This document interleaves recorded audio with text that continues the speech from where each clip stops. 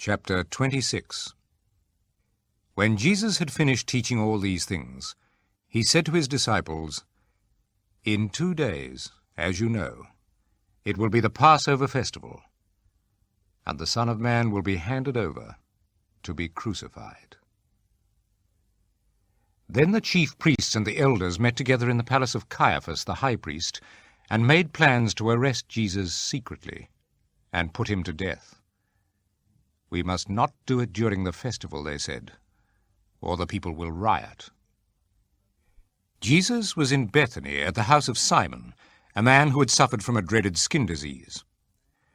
While Jesus was eating, a woman came to him with an alabaster jar filled with an expensive perfume, which she poured on his head. The disciples saw this and became angry. "Why all this waste?" they asked. "This perfume could have been sold for a large amount, and the money given to the poor."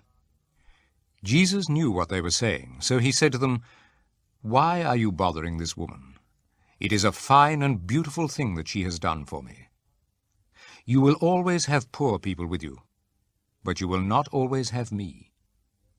What she did was to pour this perfume on my body, to get me ready for burial. Now I assure you that wherever this gospel is preached all over the world, what she has done will be told in memory of her."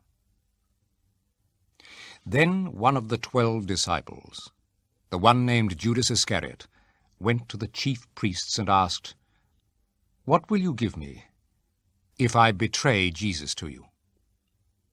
They counted out 30 silver coins and gave them to him. From then on, Judas was looking for a good chance to hand Jesus over to them. On the first day of the festival of unleavened bread, the disciples came to Jesus and asked him, "Where do you want us to get the Passover meal ready for you?" "Go to a certain man in the city," he said to them, "and tell him, 'The teacher says, my hour has come. My disciples and I will celebrate the Passover at your house.'" The disciples did as Jesus had told them, and prepared the Passover meal. When it was evening, Jesus and the 12 disciples sat down to eat. During the meal, Jesus said, "I tell you, one of you will betray me." The disciples were very upset and began to ask him, one after the other, "Surely, Lord, you don't mean me?" Jesus answered, "One who dips his bread in the dish with me will betray me. The Son of Man will die, as the Scriptures say he will. But how terrible for that man who betrays the Son of Man! It would have been better for that man if he had never been born." Judas the traitor spoke up. "Surely, teacher, you don't mean me?" he asked. Jesus answered, "So you say." While they were eating, Jesus took a piece of bread, gave a prayer of thanks, broke it, and gave it to his disciples. "Take and eat it," he said. "This is my body." Then he took a cup, gave thanks to God, and gave it to them. "Drink it, all of you," he said. "This is my blood, which seals God's covenant. My blood poured out for many, for the forgiveness of sins. I tell you, I will never again drink this wine until the day I drink the new wine with you in my Father's kingdom." Then they sang a hymn and went out to the Mount of Olives. Then Jesus said to them, "This very night all of you will run away and leave me, for the Scripture says, 'God will kill the shepherd, and the sheep of the flock will be scattered.'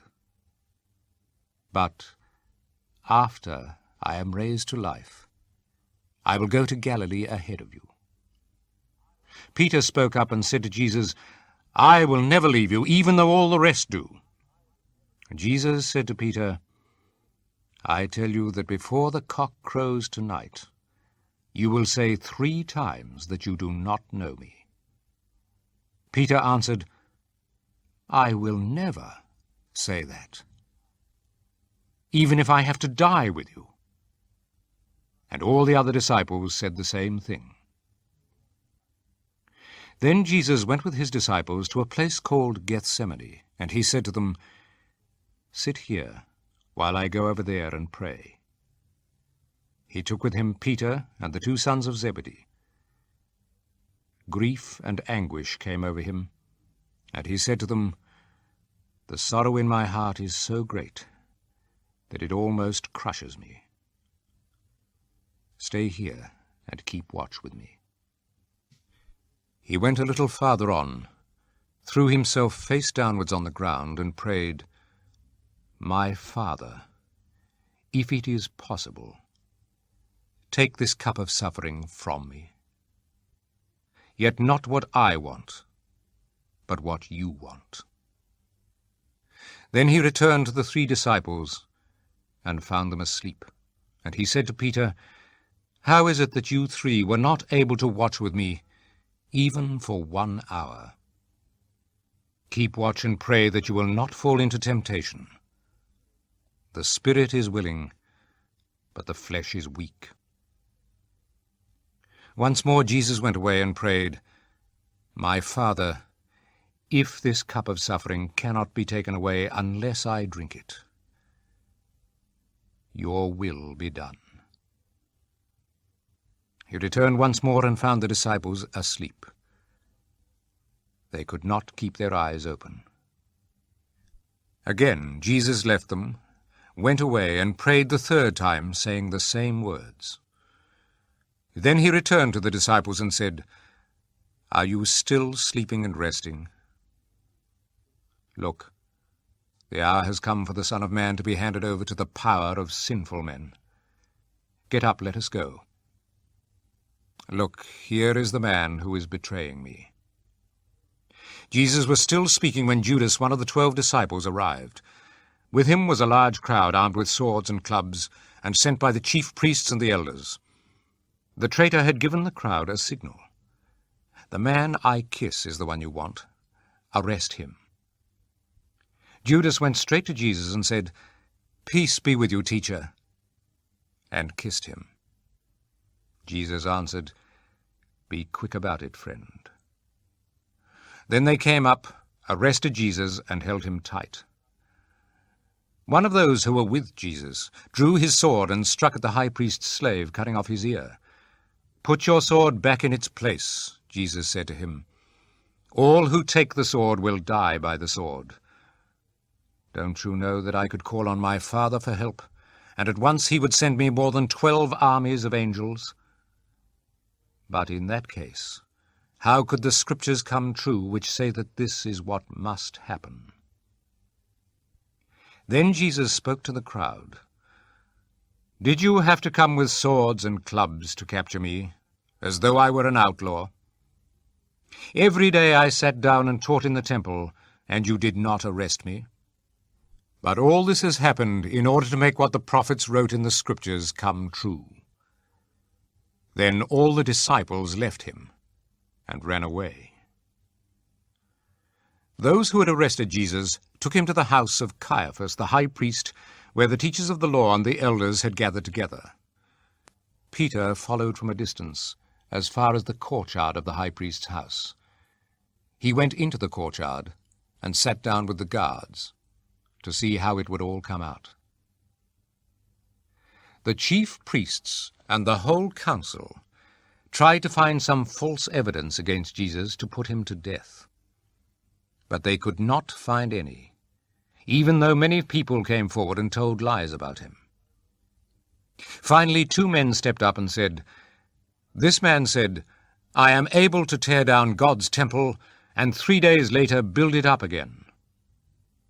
The high priest stood up and said to Jesus, "Have you no answer to give to this accusation against you?" But Jesus kept quiet. Again the high priest spoke to him. "In the name of the living God, I now put you on oath. Tell us if you are the Messiah, the Son of God." Jesus answered him, so you say. But I tell all of you, from this time on you will see the Son of Man sitting on the right of the Almighty, and coming on the clouds of heaven." At this the high priest tore his clothes and said, "Blasphemy! We don't need any more witnesses. You have just heard his blasphemy. What do you think?" They answered, "He is guilty and must die." Then they spat in his face and beat him, and those who slapped him said, "Prophesy for us, Messiah. Guess who hit you?" Peter was sitting outside in the courtyard when one of the high priest's servant girls came to him and said, "You too were with Jesus of Galilee." But he denied it in front of them all. "I don't know what you're talking about," he answered, and went on out to the entrance of the courtyard. Another servant girl saw him and said to the men there, "He was with Jesus of Nazareth." Again Peter denied it and answered, "I swear that I don't know that man." After a little while, the men standing there came to Peter. "Of course you were one of them," they said. "After all, the way you speak gives you away." Then Peter said, "I swear that I am telling the truth. May God punish me if I am not. I do not know that man." Just then a cock crowed, and Peter remembered what Jesus had told him. "Before the cock crows, you will say 3 times that you do not know me." He went out and wept bitterly.